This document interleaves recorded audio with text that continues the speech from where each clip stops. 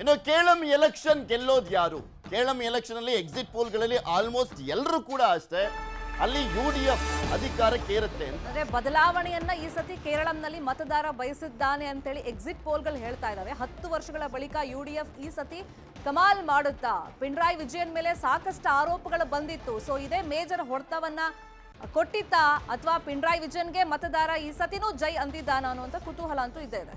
Specially ಕೇರಳಂನಲ್ಲಿ ಆ ಒಂದು ರಾಜ್ಯದಲ್ಲಿ ಅಧಿಕಾರಕ್ಕೆ ಬಂದ್ರೆ ಕಾಂಗ್ರೆಸ್ ಇನ್ನಷ್ಟು ಹೋಪ್ಸು. ಆ ರಾಜ್ಯದ ಚುನಾವಣೆಯ ರಿಸಲ್ಟ್ ಇದೆಯಲ್ಲ, ನಮ್ಮ ರಾಜ್ಯದ ನಾಯಕತ್ವದ ಮೇಲೂ ಕೂಡ ಪರಿಣಾಮ ಬೀರುವಂತ ಸಾಧ್ಯತೆ ಇದೆ. ಕಾಂಗ್ರೆಸ್ಗೆ ಇರುವಂತ ಹೋಪ್ಸ್ ಅಂದ್ರೆ ಒಂದೇ ರಾಜ್ಯ, ಅದು ಕೇರಳಂ. ಮತ್ತೊಂದ್ ಕಡೆ DMK ಜೊತೆ ಇದ್ದಾರೆ, ತಮಿಳುನಾಡಿನಲ್ಲಿ ಕೊಯಲೇಷನ್ ಗೌರ್ಮೆಂಟ್ ಬರುತ್ತೆ ಅನ್ನುವಂಥ ನಿರೀಕ್ಷೆ ಇದ್ದಾರೆ. ಆದರೆ ಕೇರಳದಲ್ಲಿ ಮಾತ್ರ ದೊಡ್ಡ ನಿರೀಕ್ಷೆಯನ್ನ ಇಟ್ಕೊಂಡಿರುವಂಥದ್ದು. ಅಲ್ಲಿ ಈಗ ಆಲ್ರೆಡಿ CM ಸ್ಥಾನಕ್ಕೋಸ್ಕರ ಪೈಪೋಟಿ ನಡೀತಾ ಇದೆ ಅನ್ನುವಂಥದ್ರ ಬಗ್ಗೆ ಮಾಹಿತಿ ಇರುವಂಥದ್ದು. KC ವೇಣುಗೋಪಾಲ್ ಆಗಲಿ, ರಮೇಶ್ ಚಿತ್ತಲ ಆಗಲಿ, ಮತ್ತು ಒಂದು ಕಡೆ ವಿರೋಧ ಪಕ್ಷದ ನಾಯಕರಾಗಿರುವಂಥ ಸತೀಶ್ ಆಗಲಿ, ಅವರೆಲ್ಲರ ನಡುವೆ ಈಗ ಆಲ್ರೆಡಿ CM ಸ್ಥಾನಕ್ಕೋಸ್ಕರ ಪೈಪೋಟಿ ಅಂತ.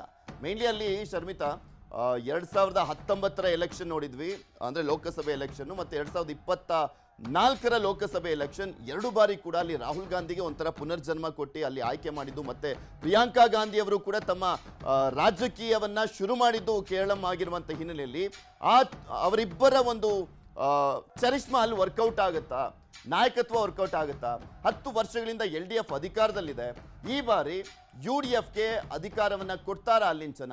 BJP ಎಷ್ಟು ವೋಟ್ ತಗೊಳ್ಕೊಳ್ಳುತ್ತೆ ಅನ್ನುವಂಥದ್ದು ಕೂಡ ಅಷ್ಟೇ ಕುತೂಹಲ ಕೆಡಮಾಡ್ಕೊಟ್ಟಿದೆ. ಆಲ್ಮೋಸ್ಟ್ ಎಕ್ಸಿಟ್ ಪೋಲ್ಗಳಲ್ಲಿ 3ರಿಂದ 7ರವರೆಗೂ ಸೀಟ್ ಸಿಗಬಹುದು ಅಂತ ಕಾದ್ ನೋಡ್ಬೇಕು. ಬೇಸ್ ಕ್ರಿಯೇಟ್ ಮಾಡುವಂತ ನಿಟ್ಟಿನಲ್ಲಿ BJPನು ಪ್ರಯತ್ನಗಳನ್ನು ಪಟ್ಟಿದೆ. ಅದು ಈ ಸತಿ ಸಫಲವಾಗುತ್ತಾ ಕೇರಳಂನಲ್ಲಿ ಅಂತ ಹೇಳಿ ಕುತೂಹಲ ಇದೆ. ಅತಿ ಹೆಚ್ಚು ಆಕ್ಚುಲಿ RSS ಶಾಖೆಗಳಿರುವಂಥದ್ದು ಕೇರಳದಲ್ಲಿ, ಬಟ್ ಅಧಿಕಾರವನ್ನ ಹಿಡಿಲಿಕ್ಕೆ ಆಗಿಲ್ಲ. ಬಟ್ ಈ ಬಾರಿ ಎಷ್ಟು ಮಟ್ಟಿಗೆ ಅವರು ಸಕ್ಸಸ್ ಆಗ್ತಾರೆ ಅಷ್ಟೇ ಕುತೂಹಲ ಇದೆ. ಇನ್ನು ಅಸ್ಸಾಂನಲ್ಲೂ ಕೂಡ ಸಾಕಷ್ಟು ಕುತೂಹಲ ಇರುವಂಥದ್ದು. ಹಿಮಂತ್ ಬಿಸ್ವಾ ಶರ್ಮಾ ಅವರೇ ಅಧಿಕಾರಕ್ಕೆ ಬರ್ತಾರೆ ಅನ್ನುವಂಥದ್ದೇ ಎಲ್ಲ ಎಕ್ಸಿಟ್ ಪೋಲ್ಗಳಲ್ಲಿ ಇದೆ.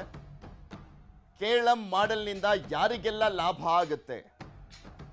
ಕೇರಳಂನಲ್ಲಿ ಸ್ಪೆಷಲಿ ನಾವು ನೋಡ್ತಾ ಇದ್ವಲ್ಲ, LDF ಕಂಟಿನ್ಯೂಸ್ಲಿ 2 ಬಾರಿ ಅಧಿಕಾರದಲ್ಲಿ ಇದ್ದಿದ್ದು. ಅಲ್ಲೂ ಕೂಡ ಅಷ್ಟೇ ತಮಿಳುನಾಡಿನ ರೀತಿಯಲ್ಲಿ LDF ಒಮ್ಮೆ UDF ಒಮ್ಮೆ ಅಧಿಕಾರಕ್ಕೆ ಏರ್ತಾ ಇದ್ರು. ಆದರೆ 2016 ಮತ್ತೆ 2021ರಲ್ಲಿ 2 ಬಾರಿನೂ ಕೂಡ LDF ಅಧಿಕಾರಕ್ಕೇರಿ ಇತಿಹಾಸವನ್ನ ನಿರ್ಮಾಣ ಮಾಡಿತ್ತು. ಈ ಬಾರಿ UDF ಅತ್ತ ಜನ ಒಲವನ್ನ ತೋರಿಸಿದ್ದಾರೆ ಅಂತ ಹೇಳಲಾಗ್ತಾ ಇದೆ. ನಿಜಕ್ಕೂ ಒಲವನ್ನ ತೋರಿಸಿದ್ರೆ ಅದು ಎಷ್ಟು ಮಟ್ಟಿಗೆ ವರ್ಕೌಟ್ ಆಗುತ್ತೆ? ಭ್ರಷ್ಟಾಚಾರದ ಆರೋಪಗಳಿದೆ LDF ಮೇಲೆ. ಲಿಟ್ರೇಸಿ ಇರುವಂತ ರಾಜ್ಯ ಅಂತಂದ್ರೆ ಅದು ಕೇರಳಂ ನಮ್ಮ ದೇಶದಲ್ಲಿ. ಹಾಗಾಗಿ ಇಲ್ಲಿನ ಜನ ಅತಿ ಹೆಚ್ಚಾಗಿ ಈ ಸತಿ ವೋಟ್ ಕೂಡ ಮಾಡಿದ್ರು, ವೋಟಿಂಗ್ ಪರ್ಸೆಂಟೇಜ್ ಕೂಡ. ಸೊ ಹಾಗಾಗಿ ಈ ಸತಿ ಬದಲಾವಣೆ ಬಯಸಿದ್ರು ಕೂಡ ಯಾವೆಲ್ಲ ಆಧಾರದ ಮೇಲೆ ಕೇರಳಂನಲ್ಲಿ UDF ಗೆಲ್ಲಬಹುದು ಅನ್ನೋ ಲೆಕ್ಕಾಚಾರ ಅಂತೂ ಎಕ್ಸಿಟ್ ಪೋಲ್ ಮೊನ್ನೆ ಬಂದಾಗಿಂದಲೂ ಕೂಡ ಚರ್ಚೆ ಅಂತೂ ನಡೀತಾ ಇದೆ. ಇನ್ನು ಅಸ್ಸಾಂ ಮತ್ತೆ ಪುದುಚೇರಿಯಲ್ಲೂ ಕೂಡ ಫೈಟ್ ಇದೆ. ನೋಡೋಣ ಫಲಿತಾಂಶ ಏನ್ ಬರುತ್ತೆ ಅಂತ. ಅಸ್ಸಾಂನಲ್ಲಿ 2016, 2021ರಲ್ಲಿ BJP ಅಧಿಕಾರಕ್ಕೇರಿತ್ತು. ಅಲ್ಲಿ ಸರ್ಬಾನಂದ ಸೋನೋವಾಲ್ 2016ರಲ್ಲಿ ಅವರ ನೇತೃತ್ವದಲ್ಲಿ BJP ಗೆದ್ದಿತ್ತು. ತದನಂತರ 2021ರಲ್ಲಿ ಹಿಮಂತ್ ಬಿಸ್ವಾ ಶರ್ಮಾ ಅವರ ನೇತೃತ್ವದಲ್ಲಿ BJP ಬಂದಿತ್ತು. ಕಾಂಗ್ರೆಸ್ ಇಂದ BJPಗೆ ಬಂದಂತರು ಹಿಮಂತ್ ಬಿಸ್ವಾ ಶರ್ಮಾ. ಆದರೆ ಹಾರ್ಡ್ಕೋರ್ ಹಿಂದುತ್ವ ಅವ್ರು ಕೈಗೊಳ್ಳುವಂತ ನಿರ್ಧಾರಗಳು, ತೀರ್ಮಾನಗಳು ಅದು ರಾಷ್ಟ್ರ ಮಟ್ಟದಲ್ಲೇ ದೊಡ್ಡ ಪರಿಣಾಮವನ್ನು ಬೀರುವಂಥದ್ದನ್ನ ನೋಡ್ತಾ ಇದ್ವಿ. ಎಷ್ಟು ಮಟ್ಟಿಗೆ ಅವರು ವಾಕ್ಚಾತುರ್ಯವನ್ನು ಇಟ್ಕೊಂಡಿದ್ದಾರೆ. ಮತ್ತೆ ಈಶಾನ್ಯ ರಾಜ್ಯಗಳ ಹೆಬ್ಬಾಗಿಲು ಅಂತ ಕರೆಸ್ಕೊಳ್ಳುತ್ತೆ ಅಸ್ಸಾಂ. ಸೊ ಹೀಗಾಗಿ ಈ ಬಾರಿ ಆ ಹೆಬ್ಬಾಗಿಲಿನಲ್ಲಿ ಅಧಿಕಾರಕ್ಕೆ ಮತ್ತೊಮ್ಮೆ ಏರ್ತಾರ BJP ಅನ್ನುವಂಥದ್ದು ಎಕ್ಸಿಟ್ ಪೋಲ್ಗಳು ಹೇಳ್ತಾ ಇರುವಂಥದ್ದು. ಅದು ಎಕ್ಸಾಕ್ಟ್ ಆಗಿ ಅದೇ ಒಂದು ತೀರ್ಪನ್ನ ಕೊಟ್ಟಿರ್ತಾರ ಮತದಾರ, ಕಾದ್ ನೋಡ್ಬೇಕಾಗಿದೆ. ಇನ್ನು ಫಲಿತಾಂಶದ ಲೆಕ್ಕಾಚಾರ ಯಾವ ತರ ಇರಬಹುದು? ಮತದಾರ ಈ ಸತಿ ಬದಲಾವಣೆ ಬಯಸಿದ್ರೆ ಪ್ರಮುಖ ರಾಜ್ಯಗಳಲ್ಲಿ ಯಾವ ತರ ಬದಲಾವಣೆ ಬಯಸಿರ್ತಾನೆ? ಸೊ ಈ ಬಗ್ಗೆ ಇನ್ ಡೀಟೇಲ್ ಆಗಿ ಇನ್ಫಾರ್ಮೇಶನ್ ಕೊಡ್ತಾ ಹೋಗೋದಕ್ಕೆ ನ್ಯೂಸ್ ರೂಮ್ ಇಂದ ನೇರ ಸಂಪರ್ಕದಲ್ಲಿ ಕನೆಕ್ಟ್ ಆಗಿದ್ದಾರೆ ನಮ್ಮ political bureau head Chidanand Patel. Very good morning. News 18 ಕನ್ನಡದಲ್ಲಿ 6 ಗಂಟೆಯಿಂದ ನಾನ್ ಸ್ಟಾಪ್ ಲೈವ್ ಕವರೇಜ್. ಬಹಳಷ್ಟು ಕುತೂಹಲ ಇರೋದು ಪಶ್ಚಿಮ ಬಂಗಾಳ ಹಾಗೇನೆ ತಮಿಳುನಾಡಲ್ಲಿ ಈ ಸತಿ ರಾಜಕೀಯ ಪರ್ವ ಬದಲಾವಣೆ ಆಗುತ್ತಾ? ಹೊಸ ಪರ್ವ ಶುರುವಾಗುತ್ತಾ? ಯುಗ ಶುರುವಾಗುತ್ತಾ? ಕಳೆದ 10 ವರ್ಷಗಳಿಂದಲೂ ಶರ್ಮಿಳಾ ಶೆಟ್ಟಿ ಪಶ್ಚಿಮ ಬಂಗಾಳದಲ್ಲಿ ಅಧಿಕಾರಕ್ಕೆ ಹಿಡಿಯಲು ಬಿಜೆಪಿ ಶತಪ್ರಯತ್ನವನ್ನು ಮಾಡ್ತಿರ್ತಕ್ಕಂಥದ್ದು. ಒಂದು ಕಡೆ ಪಶ್ಚಿಮ ಬಂಗಾಳದ ಮುಖ್ಯಮಂತ್ರಿ ಮಮತಾ ಬ್ಯಾನರ್ಜಿಯವರ ಆಡಳಿತ ವಿರೋಧಿ ಅಲೆ ಒಂದು ಕಡೆ ಆದರೆ, ಮತ್ತೊಂದು ಕಡೆ ಈ ಚುನಾವಣೆಯಲ್ಲಿ ಒಂದು ಕಡೆ ಚುನಾವಣಾ ಆಯೋಗ ಭಾರತೀಯ ಜನತಾ ಪಕ್ಷ ಪರವಾಗಿ ಕೆಲಸ ಮಾಡ್ತಾ ಇತ್ತು ಗಂಭೀರ ಆರೋಪವನ್ನು ಪಶ್ಚಿಮ ಬಂಗಾಳದಲ್ಲಿ ಮಾಡಿರ್ತಕ್ಕಂಥದ್ದು. ಪರಸ್ಪರ ಪಶ್ಚಿಮ ಬಂಗಾಳ ಚುನಾವಣೆ ಅನ್ನೋದು ಒಂದು ರೀತಿ ಅಕ್ಷರಶಃ ಕೆಲವು ಕ್ಷೇತ್ರಗಳಲ್ಲಿ ಪಶ್ಚಿಮ ಬಂಗಾಳದ ಕರಾವಳಿ ತೀರದ ಪ್ರದೇಶಗಳಲ್ಲಿ ರಣರಂಗವೇ ಆಗಿತ್ತು ಅಂತ ಹೇಳೋದು ತಪ್ಪಾಗಲಾರದು. ಅಲ್ಲಿ ಚುನಾವಣೆಗಿಂತಲೂ ಬಿಜೆಪಿ ಮತ್ತು TMC ನಡುವಿನ ಪರಸ್ಪರ ಒಡೆದಾಟ, ಜಿದ್ದಾಟ ರಣರಂಗಕ್ಕೂ ವೇದಿಕೆ ಆಗಿತ್ತು. ಈ ಎಲ್ಲದರ ನಡುವೆ ಕೂಡ ಆಡಳಿತ ವಿರೋಧಿ ಅಲೆಯ ನಡುವೆ ಕೂಡ ಇದೀಗ ಬಿಜೆಪಿ 10 ವರ್ಷಗಳ ನಂತರ ಅಲ್ಲಿ ಬಿಜೆಪಿ ಅಧಿಕಾರಕ್ಕೆ ಬರುತ್ತೆ ಅಂತೇಳಿ ಅನೇಕ ಸರ್ವೆಗಳು ಕೂಡ ಹೇಳಿರ್ತಕ್ಕಂಥದ್ದು. ಅದೇ ರೀತಿ ಅಲ್ಲೊಂದು ಕಡೆ ಆಡಳಿತ ವಿರೋಧಿ ಅಲೆಯನ್ನು ಎದುರಿಸ್ತಿರ್ತಕ್ಕಂಥ ಪಶ್ಚಿಮ ಬಂಗಾಳದ ಮುಖ್ಯಮಂತ್ರಿ ಆಗಿರ್ತಕ್ಕಂಥ ಮಮತಾ ಬ್ಯಾನರ್ಜಿ ಅವರು ಮನೆಮಗಳು ಅನ್ನುವ ಒಂದು ಕೊನೆಯ ಅಸ್ತ್ರವನ್ನು ಪ್ರಯೋಗವನ್ನು ಮಾಡಿದರು. ನೀವು ಮನೆಮಗಳಿಗೆ ಮತ ಹಾಕ್ತೀರಾ ಅಥವಾ ಹೊರಗಿನಿಂದ ಬಂದವರಿಗೆ ಮತ ಹಾಕ್ತೀರೆಂಬ ಏನು ಅಂಶವನ್ನು ಮುಂದಿಟ್ಕೊಂಡು ಒಂದಷ್ಟು ಮತವನ್ನು ಕೇಳಿದರು. ಮತ್ತೊಂದು ಕಡೆ ಬಾಂಗ್ಲಾ ವಲಸಿಗರ ಮುಖಾಂತರ ಎಲ್ಲೊಂದು ಕಡೆ ಇದು ಚುನಾವಣೆಯನ್ನು ನಡೆಸ್ತಿದ್ದಾರೆ ಅನ್ನೋ ಮುಖಾಂತರ ಗಂಭೀರ ಆರೋಪವನ್ನು ಎದುರಿಸಿದರು. ಈ ಎಲ್ಲದರ ನಡುವೆ ಕೂಡ SIR ಮುಖಾಂತರ ಸುಮಾರು 80 ಲಕ್ಷಕ್ಕೂ ಹೆಚ್ಚು ಮತಗಳನ್ನು ಡಿಲೀಟ್ ಮಾಡಲಾಗಿದೆ ಅಂತೇಳಿ ಗಂಭೀರ ಆರೋಪದ ನಡುವೆ ಕೂಡ ಸುಪ್ರೀಂ ಕೋರ್ಟ್ಗೆ ಮೊರೆ ಹೋದರೂ ಕೂಡ ಸುಪ್ರೀಂ ಕೋರ್ಟ್ ಅದಕ್ಕೆ ಕಿಮ್ಮತ್ತನ್ನು ಕೊಡಲಿಲ್ಲ. ಆದರೆ ಭಾರತೀಯ ಜನತಾ ಪಕ್ಷ ಈ ಬಾರಿ ಆಡಳಿತ ವಿರೋಧಿ ಅಲೆಯನ್ನು ಮುಂದಿಟ್ಟುಕೊಂಡು ಸುಮಾರು 146ಕ್ಕೂ ಹೆಚ್ಚು ಸ್ಥಾನಗಳನ್ನು ಗೆಲ್ಲುವ ಮುಖಾಂತರ ಅಧಿಕಾರಕ್ಕೆ ಹಿಡಿಯುತ್ತೆ ಅಂತೇಳಿ ಈಗಾಗಲೇ ಬಹುತೇಕ ಎಲ್ಲ ಸರ್ವೆಗಳು ಹೇಳಿರ್ತಕ್ಕಂಥದ್ದು. ಆದರೆ ಆಕ್ಸಿಸ್ ಸರ್ವೆ ಮಾತ್ರ ಪಶ್ಚಿಮ ಬಂಗಾಳದಲ್ಲಿ ಜನರ ನಾಡಿ ಮಿಡಿತವನ್ನು ಅರಿಲಿಕ್ಕೆ ಸಾಧ್ಯ ಆಗ್ತಿಲ್ಲ. ಹಾಗಾಗಿ ನಾವು ಚುನಾವಣೋತ್ತರ ಸಮೀಕ್ಷೆಯನ್ನು ಕೊಡಲಿಕ್ಕೆ ಸಾಧ್ಯ ಇಲ್ಲ ಅಂತ ಹೇಳ್ತಿರ್ತಕ್ಕಂಥದ್ದು. ಆದರೆ ನಿನ್ನೆ ಮಾತನಾಡ್ತಾ ಮಮತಾ ಬ್ಯಾನರ್ಜಿಯವರು ನಾವು ಅಧಿಕಾರವನ್ನು ಹಿಡಿತೀವಿ, ಭಾರತೀಯ ಜನತಾ ಪಕ್ಷದ ಎಲ್ಲ ಚುನಾವಣಾ ಅಕ್ರಮಗಳ ನಡುವೆ ಕೂಡ ನಮಗೆ ಮತದಾರರು ಕೈ ಹಿಡಿದಿದ್ದಾರೆ ಮತ್ತು ಪಶ್ಚಿಮ ಬಂಗಾಳದ ಮನೆ ಮಕ್ಕಳು ಕೈ ಹಿಡಿದ್ದಾರೆ ಅಂತೇಳಿ ವಿಶ್ವಾಸವನ್ನು ವ್ಯಕ್ತಪಡಿಸಿರ್ತಕ್ಕಂಥದ್ದು. ಹಾಗಾಗಿ ಭಾರತೀಯ ಜನತಾ ಪಕ್ಷ ಪಶ್ಚಿಮ ಬಂಗಾಳದಲ್ಲಿ ಮೊಟ್ಟ ಮೊದಲ ಬಾರಿಗೆ ತನ್ನ ಅಧಿಕಾರದ ಖಾತೆಯನ್ನು ತೆರೀತದೆ ಎಂಬುದು ಕುತೂಹಲ ಕೆಡೆ ಮಾಡಿಕೊಟ್ಟಿರ್ತಕ್ಕಂಥದ್ದು. ಯಾಕಂದರೆ ಪ್ರಧಾನಿ ನರೇಂದ್ರ ಮೋದಿ ಮತ್ತು ಕೇಂದ್ರ ಗೃಹ ಮತ್ತು ಸಹಕಾರ ಸಚಿವರಾಗಿರ್ತಕ್ಕಂಥ ಅಮಿತ್ ಶಾ ಅವರು ನಿರಂತರವಾಗಿ ಪ್ರಚಾರವನ್ನು ಮಾಡಿದರು. ಜೊತೆಗೆ ಪ್ರಚಾರದ ಸಂದರ್ಭದಲ್ಲೂ ಕೂಡ ಹಲವಾರು ದಾಖಲೆಗಳನ್ನು ಕೂಡ ಬಿಚ್ಚಿಟ್ರು. ಈ ಎಲ್ಲದರ ನಡುವೆ ಕೂಡ ಭಾರತೀಯ ಜನತಾ ಪಕ್ಷ ಕಳೆದ 10 ವರ್ಷಗಳಿಂದಲೂ ಕೂಡ ಪಶ್ಚಿಮ ಬಂಗಾಳದಲ್ಲಿ ಶತಾಯಗತಾಯ ಅಧಿಕಾರಕ್ಕೆ ಹಿಡಿಬೇಕೆಂಬ ಹೋರಾಟ ಅದಕ್ಕೆ ಲಾಭವನ್ನು ಕೊಡುತ್ತಾ ಅನ್ನೋದು ಕೂಡ ಸದ್ಯದ ಕುತೂಹಲ ಅಂತ ಹೇಳ್ಬೋದು.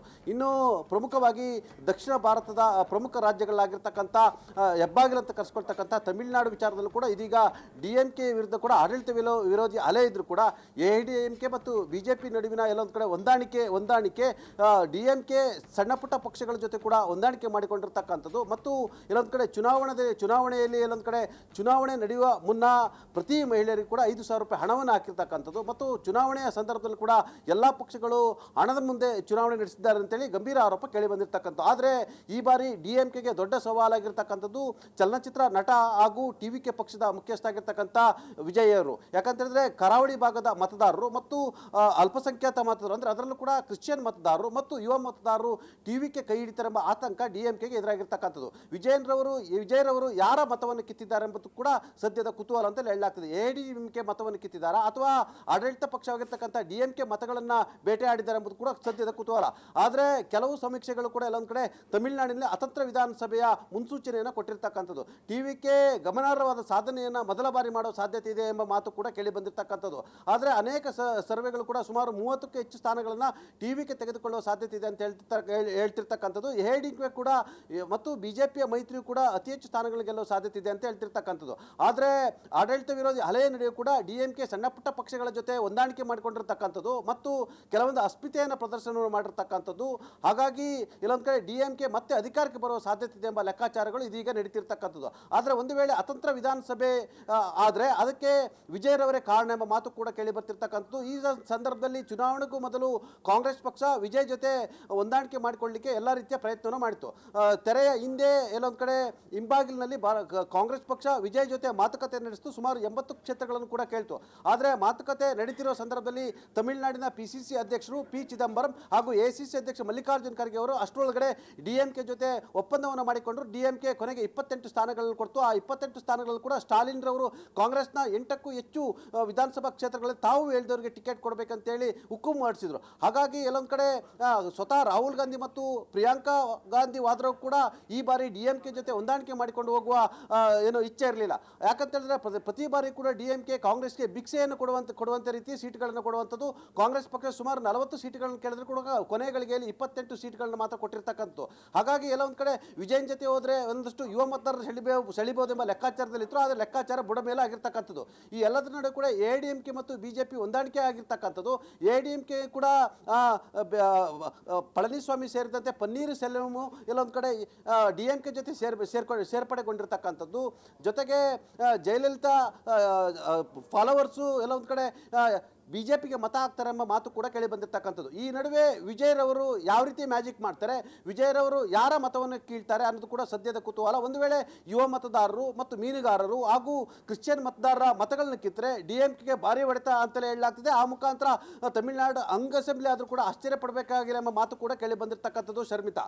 ಇನ್ನು ನಾವು ಕೇರಳದ ವಿಚಾರಕ್ಕೆ ಬಂದರೆ, ಕೇರಳದಲ್ಲಿ ಕಳೆದ 10 ವರ್ಷಗಳಿಂದ ಕೂಡ ನಿರಂತರವಾಗಿ ಲೆಫ್ಟ್ ಡೆಮಾಕ್ರೆಟಿಕ್ ಫ್ರಂಟ್ ಅಧಿಕಾರದಲ್ಲಿ ಇರ್ತಕ್ಕಂಥದ್ದು. ಯಾಕಂತಂದ್ರೆ ಅಲ್ಲಿ ಕೇರಳದಲ್ಲಿ ಕಮ್ಯುನಿಸ್ಟ್ ಸರ್ಕಾರ ಇರ್ತಕ್ಕಂಥದ್ದು. ಕೋವಿಡ್ ಅಂತ ಕ್ಲಿಷ್ಟ ಸಂದರ್ಭವನ್ನು ಕೂಡ ಎದುರಿಸಿದಂಥ ಕೇರಳ ಸರ್ಕಾರ ಮತ್ತು ಈಗ ಸದ್ಯ ಆಡಳಿತ ವಿರೋಧಿಯ ಅಲೆಯ ನಡುವೆ ಕೂಡ ಪಿಣರಾಯಿ ವಿಜಯನ್ ರವರ ಆಡಳಿತ ವೈಖರಿಯನ್ನು ಒಪ್ಪಿಕೊಂಡಿರ್ತಕ್ಕಂಥ ಕೇರಳದ ಜನ ಇದೀಗ LDF ಮತ್ತು UDF ಬಣಗಳ ನಡುವೆ ಸದ್ಯ ಪರಸ್ಪರ ತಿಕ್ಕಾಟ ಮತ್ತು ಪೈಪೋಟಿ ಇದೆ ಅಂತ ಹೇಳಲಾಗ್ತಿದೆ. ಈ ಬಾರಿ ಆಶಾದಾಯಕ ಬೆಳವಣಿಗೆಯೊಂದರಲ್ಲಿ ಕಾಂಗ್ರೆಸ್ಗೆ UDF ಬರೋ ಸಾಧ್ಯತೆ ಇದೆ ಅಂತ ಹೇಳಲಾಗ್ತಿದೆ. ಆದರೆ ಸಮೀಕ್ಷೆಗಳಲ್ಲಿ UDFಗೆ ಬಹುಮತ ಬರೋ ಸಾಧ್ಯತೆ ಇದೆ ಎಂಬ ಏನು ಲೆಕ್ಕಾಚಾರವನ್ನು ತೋರಿಸಿದ್ರು ಕೂಡ ಇದೀಗ ತೆರೆಮರೆಯಲ್ಲಿ ಕಾಂಗ್ರೆಸ್ನಲ್ಲಿ ಕೂಡ ಆಂತರಿಕ ಕದನ ಆರಂಭ ಆಗಿರ್ತಕ್ಕಂಥದ್ದು.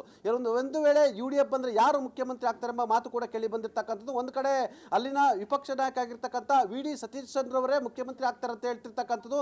ಮತ್ತೊಂದು ಕಡೆ ರಮೇಶ್ ಚೆನ್ನಿತಾಲ್ ಕೂಡ ಪೈಪೋಟಿಯಲ್ಲಿ ಇರ್ತಕ್ಕಂಥದ್ದು. ಈ ಎಲ್ಲದರ ನಡುವೆ ಕೂಡ ರಾಹುಲ್ ಗಾಂಧಿ ಅವರ ಅತ್ಯಾಪ್ತ ಆಗಿರ್ತಕ್ಕಂಥ AICCಯ ಪ್ರಧಾನ ಕಾರ್ಯದರ್ಶಿ ಆಗಿರ್ತಕ್ಕಂಥ KC ವೇಣುಗೋಪಾಲ್ ಅವರು ಕೇರಳದ ಮುಖ್ಯಮಂತ್ರಿ ಆಗಬೇಕಂತೇಳಿ ಮಹತ್ವಾಕಾಂಕ್ಷೆಯನ್ನು ಹೊಂದಿರತಕ್ಕಂಥದ್ದು. ಇನ್ನೂ ಕೂಡ ಅಧಿಕಾರಕ್ಕೆ ಏರಿಲ್ಲ. ಈಗಾಗಲೇ ಎಲ್ಲೊಂದು ಕಡೆ ಸಮೀಕ್ಷೆಗಳ ಅಂದಾಜಿನ ಪ್ರಕಾರ ಈಗಾಗಲೇ ಅಲ್ಲಿ ಆಂತರಿಕ ಕಿತ್ತಾಟ ಮುಖ್ಯಮಂತ್ರಿ ಹುದ್ದೆಗಾಗಿ ಆರಂಭ ಆಗಿರ್ತಕ್ಕಂಥದ್ದು. ಈ ಎಲ್ಲದ ನಡುವೆ ಕೂಡ LDF ಕೂಡ ಮತ್ತೆ ಅಧಿಕಾರಕ್ಕೆ ಬರೋ ಸಾಧ್ಯತೆ ಎಂಬ ಲೆಕ್ಕಾಚಾರ ಕೂಡ ಕೇಳಿ ಬರ್ತಿರ್ತಕ್ಕಂಥದ್ದು. ಪೃಥ್ವಿ. ಓಕೆ, ಧನ್ಯವಾದ ಅಚ್ಯುತಾನಂದ್ ಪಟೇಲ್ ನಿಮ್ಮೆಲ್ಲ ಮಾಹಿತಿಗಾಗಿ. ಇಲ್ಲಿ ಪ್ರಮುಖವಾಗಿ ನ್ಯಾಷನಲ್ ಪಾಲಿಟಿಕ್ಸ್ ಮೇಲೆ ಯಾವ ರೀತಿಯ ಪರಿಣಾಮ ಬೀರುತ್ತೆ ಅನ್ನುವಂಥದ್ದು ಕೂಡ ಅಷ್ಟೇ ಕುತೂಹಲ ಕೆಡೆ ಮಾಡಿಕೊಟ್ಟಿದೆ ಶರ್ಮಿತಾ. ಬಿಕಾಸ್ 2029 ಲೋಕಸಭೆ ಎಲೆಕ್ಷನ್ ಇರುವಂಥ ಹಿನ್ನೆಲೆಯಲ್ಲಿ ಯಾರು ಅಧಿಕಾರಕ್ಕೆ ಇರ್ತಾರೆ ಅವರ ಸೀಟ್ಗಳು ಜಾಸ್ತಿ ಆಗುತ್ತೆ. ಅದರ ಜೊತೆಗೆ ಇಂಡಿ ಒಕ್ಕೂಟದ ಒಗ್ಗಟ್ಟಿಗೆ, ಸ್ಟೆಬಿಲಿಟಿಗೆ ಈ ಒಂದು ಎಲೆಕ್ಷನ್ ತುಂಬಾ ಇಂಪಾರ್ಟೆಂಟ್ ಆಗುತ್ತೆ. ಕಾದ್ ನೋಡೋಣ ಏನಾಗುತ್ತೆ.